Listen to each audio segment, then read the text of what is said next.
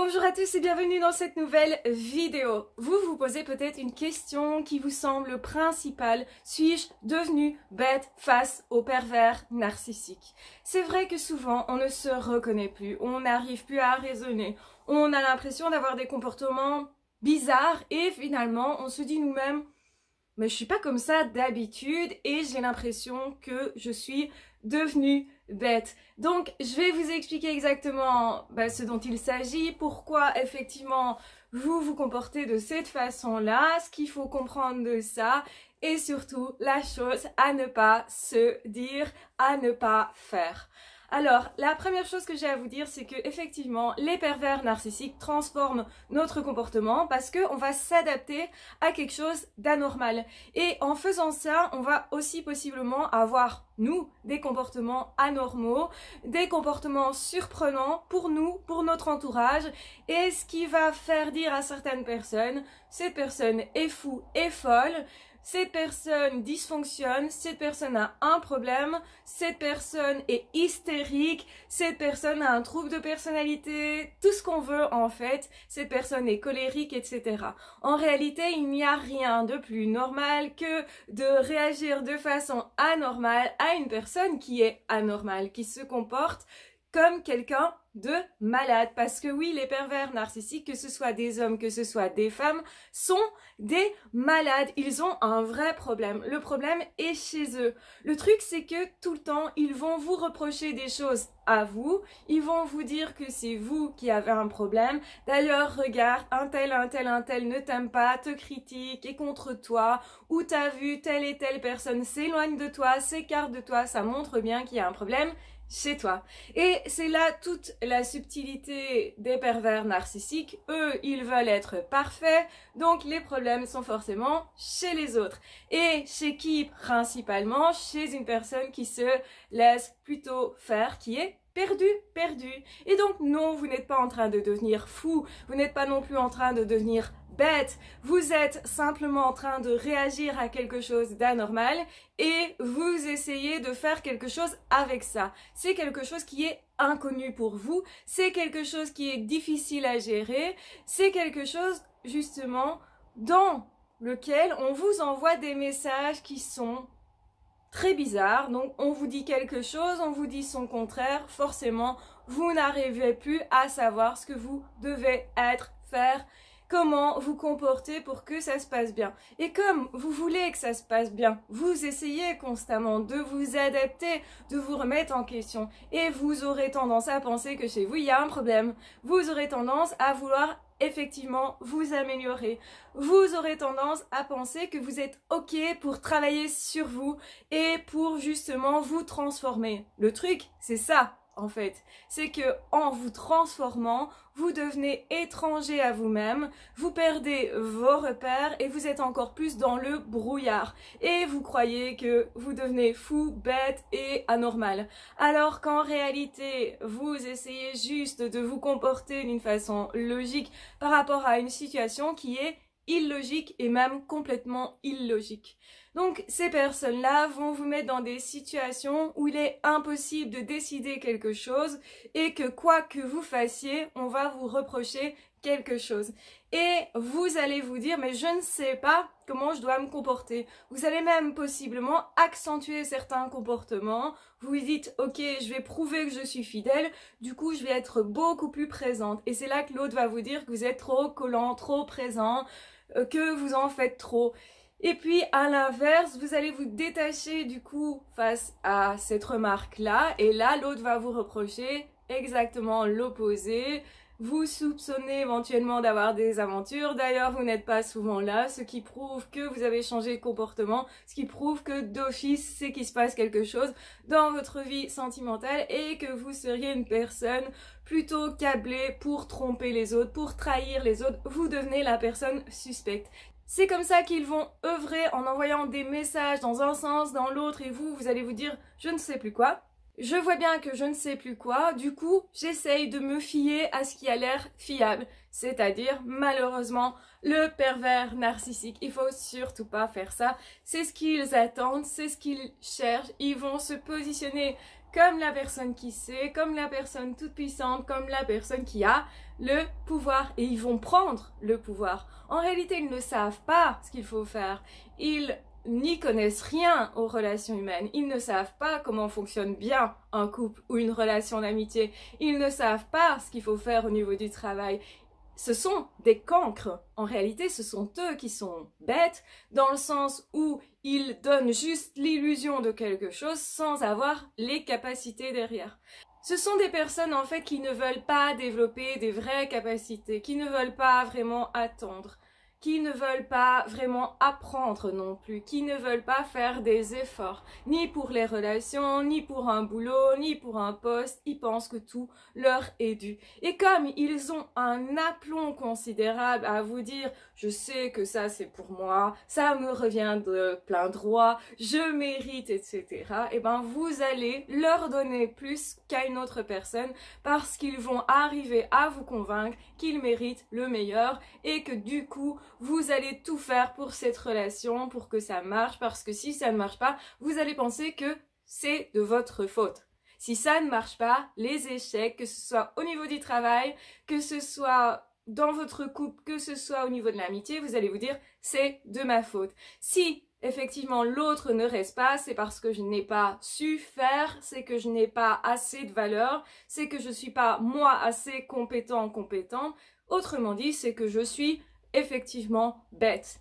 Et donc on a vite fait de se trouver bête dans cette situation qui nous est inconnue, où on joue avec nous et où on comprend pas ce qui se passe. Et d'ailleurs on se laisse piéger et on s'en veut de s'être laissé piéger. Alors qu'en fait, toute personne pourrait être piégée. En fait, toute personne qui a éventuellement des sentiments, toute personne qui recherche à faire quelque chose de bien et de beau, de bien travailler par exemple, et bien quand vous cherchez à bien travailler dans une société, si dans cette société il y a un ou une perverse narcissique, ben ils vont vous repérer parce que comme vous voulez bien faire, vous allez courir pour faire un bon travail, pour bien vous entendre dans une équipe, pour justement être à la hauteur. Et comme vous êtes en gros perfectionniste, sans vous en rendre compte vous vraiment, parce que vous avez des compétences particulières, et bien ces personnes-là vont vous sélectionner comme une proie idéale.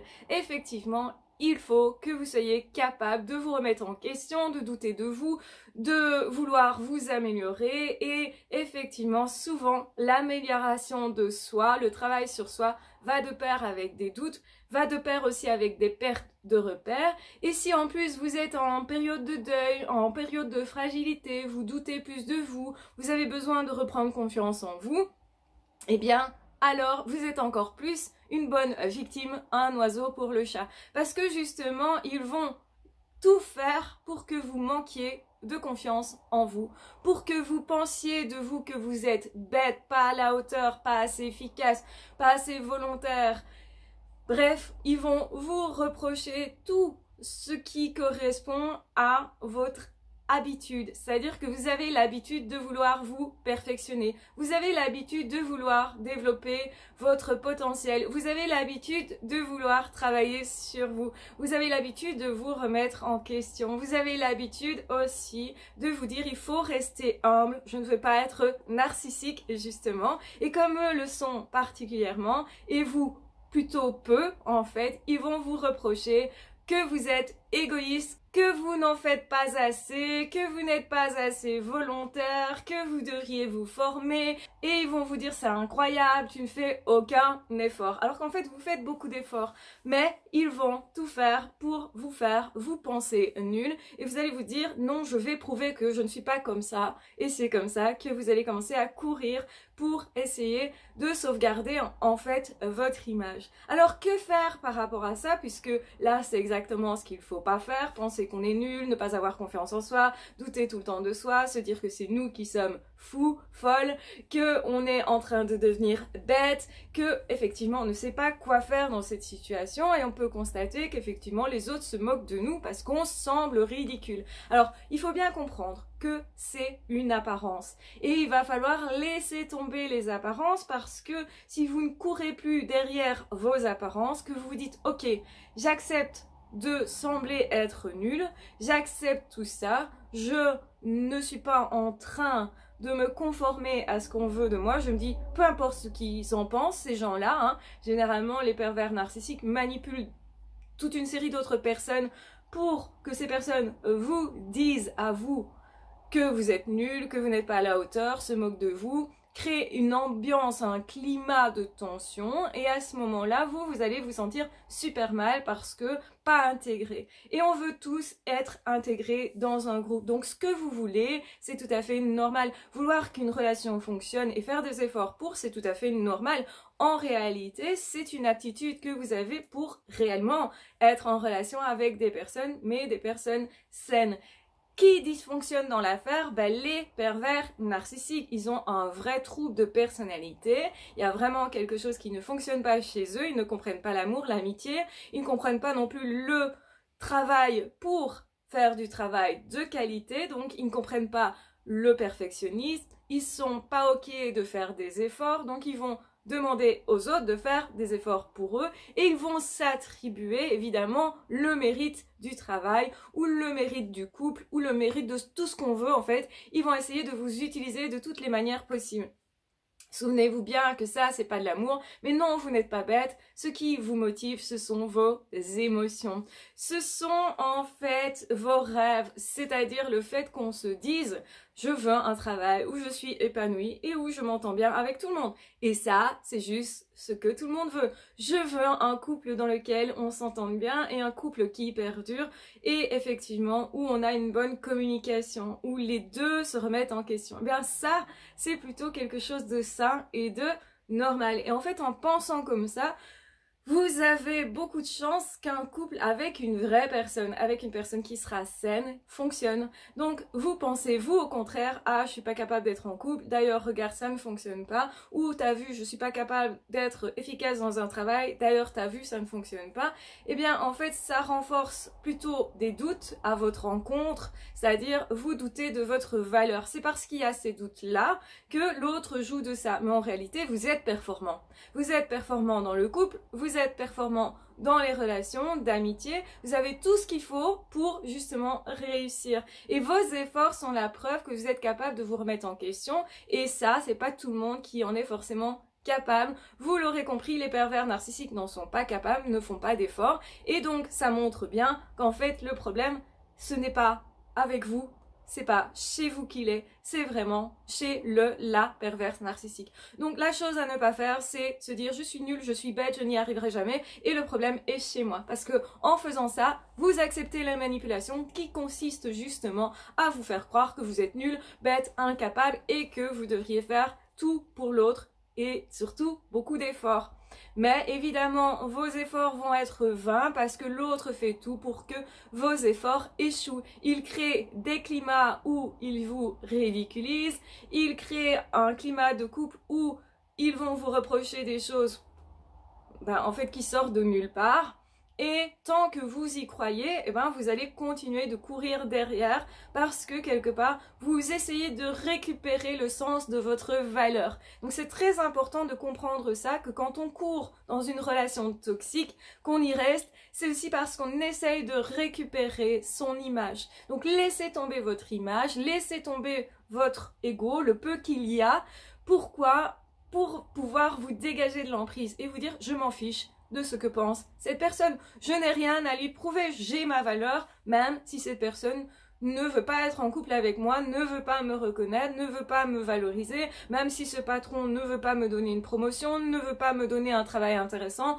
Ça ne détermine en rien ma valeur. Et c'est très important de faire ça pour distinguer le jeu des pervers narcissiques qui est juste de vous faire courir et de vous rendre chèvre, de vous rendre fou, de vous faire faire des choses qui n'ont aucun sens en fait. Et donc c'est normal que du coup vous n'y comprenez rien et que vous soyez en train de vous questionner constamment, de perdre votre boussole intérieure, de ne plus comprendre ce qui se passe. Et non, vous n'êtes pas bête, c'est juste la situation qui va faire que n'importe qui dans la même situation n'y comprendrait rien, sauf les personnes qui ont déjà eu affaire à ce type de situation.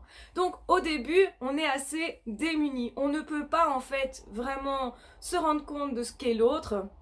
parce que ça nous est inconcevable. On pense toujours avoir affaire à quelqu'un qui est humain. Or non, ce n'est pas du tout le cas. Et donc, du coup, il va falloir apprendre que oui, ça existe, qu'il y ait des personnes dans ce monde qui sont complètement coupées de leur humanité. Pourtant, vous aviez entendu parler des psychopathes, etc. Mais vous ne pouviez pas imaginer que l'un de ces individus soit vraiment dans votre vie, soit très proche de vous, etc. C'est pas le truc qu'on s'imagine. Ce n'est pas le truc auquel on s'attend. Et du coup, on se dit non, c'est pas possible, non, c'est pas possible. On n'arrive pas à prendre conscience, on est dans le déni. Et c'est pour ça que ça continue en fait.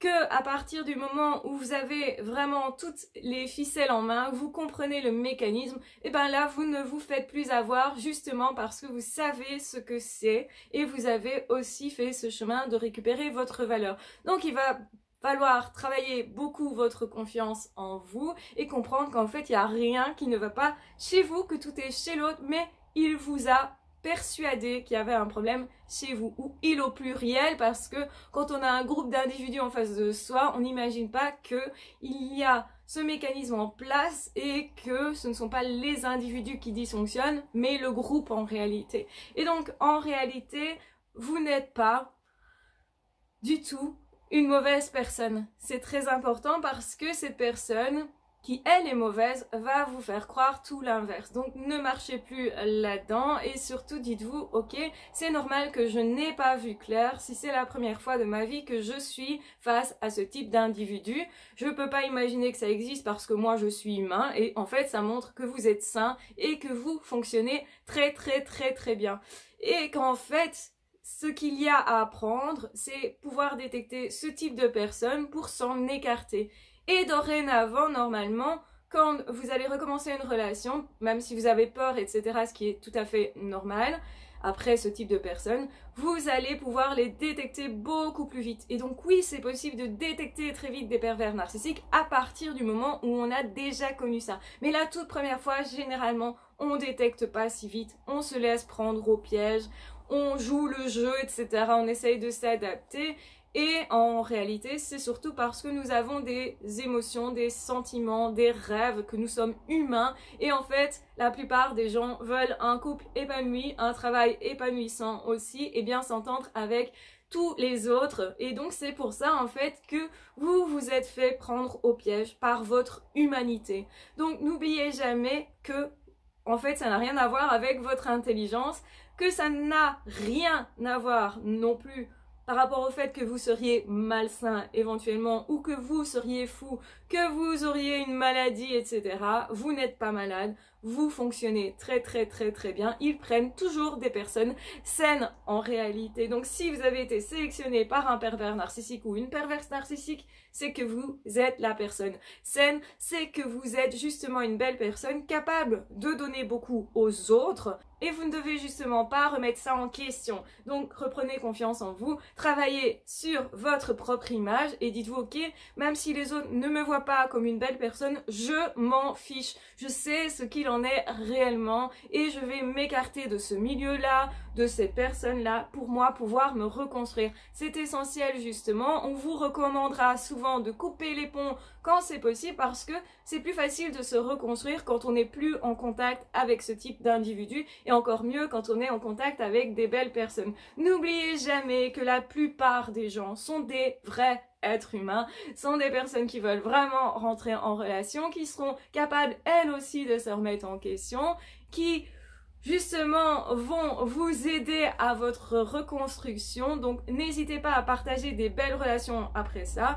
Justement, essayez d'éviter d'avoir peur et très très peur parce que c'est tout à fait normal, vous avez été traumatisé, c'est un vrai traumatisme, donc du coup, face à ça, vous avez peur des nouvelles relations, sauf que c'est ça qui peut vous aider, des vraies belles nouvelles relations, et tout ce que je vous souhaite est surtout une très belle relation à vous parce que ça c'est manquant. Si ces personnes ont pu jouer autant avec vous, c'est parce que vous avez oublié votre valeur ou que vous n'avez pas encore perçu votre vraie valeur C'est-à-dire que vous êtes une personne super efficace dans plein de domaines, capable de beaucoup d'efforts pour les autres et pour un travail, etc. Mais vous vous êtes oublié, vous, vos efforts doivent être pour vous, votre énergie pour vous. Et donc, utilisez tout ça pour vous reconstruire et pour vivre une belle vie épanouissante parce que vous le méritez. Je pèse mes mots, je le sais, j'en suis persuadée, vous le méritez. Et je veux vraiment, hein, que vous soyez persuadés, vous aussi, de votre valeur, parce que c'est comme ça que vous allez pouvoir écarter toutes les relations toxiques et que vous n'aurez absolument plus peur de rencontrer une personne comme ça, parce que vous saurez quoi faire, vous saurez comment œuvrer et vous saurez d'autant mieux ça que vous aurez vécu des vraies belles relations profondes avec du partage, avec certes parfois quelques difficultés, mais ça n'a rien à voir avec les pervers narcissiques. Et si vous avez tenu le coup dans un couple comme ça, dans une amitié comme ça, ou dans un travail comme ça, ça montre surtout la force qui est en vous et vos capacités pour des vraies belles relations saines. Donc évitez ce qui est malsain. Partez, laissez tomber l'image, dites-vous je me fiche de ce que les autres en pensent, ce qui compte c'est ce que je pense moi de moi et c'est là qu'il va falloir réparer parce qu'ils vous ont convaincu que vous n'êtes pas une belle personne, ils vous ont convaincu que vous ne valez rien et c'est là qu'est le problème et pas dans le regard de l'autre, on s'en fiche de comment les autres nous voient. Ce qui est important, c'est comment je me vois moi, je sais qui je suis moi. Je vais regarder d'ailleurs dans mon passé de façon à retrouver le sens de ma valeur. Si j'étais quelqu'un de bien avant de rencontrer cette personne, il n'y a pas de raison que je ne le sois pas encore aujourd'hui. Et de toute façon, c'est moi qui crée qui je veux devenir. Je vous embrasse bien fort, je vous aime très fort, prenez bien soin de vous. Je ne vous le dirai jamais assez, vraiment. Et de toute façon, on se retrouvera très vite dans d'autres audios ou dans d'autres vidéos. N'hésitez pas à vous abonner à la chaîne si ce n'est pas déjà fait. N'hésitez pas à partager la vidéo, à la revisionner, à la commenter. Si vous avez des questions, n'hésitez pas aussi. Comme ça, je peux rebondir en vous proposant de nouvelles vidéos. Et vous pouvez aussi, si ça vous intéresse, consulter le lien qui est en barre d'infos là. Parce que j'ai des formations qui pourraient vous aider à avancer, à vous reconstruire, à vous défaire des liens toxiques et surtout aussi à reprendre confiance en vous. Donc c'est très important effectivement de faire l'économie de la souffrance, donc de progresser avec ces formations-là. Elles ont été créées pour que justement vous puissiez vous reconstruire le plus vite possible et que vous puissiez justement souffrir le moins possible. Donc évidemment, si vous êtes assidu à la tâche. Donc voilà, je vous embrasse bien fort, je vous aime très fort, prenez bien soin de vous, c'est très important et on se retrouvera très vite dans d'autres audios ou dans d'autres vidéos. Ciao, bye bye!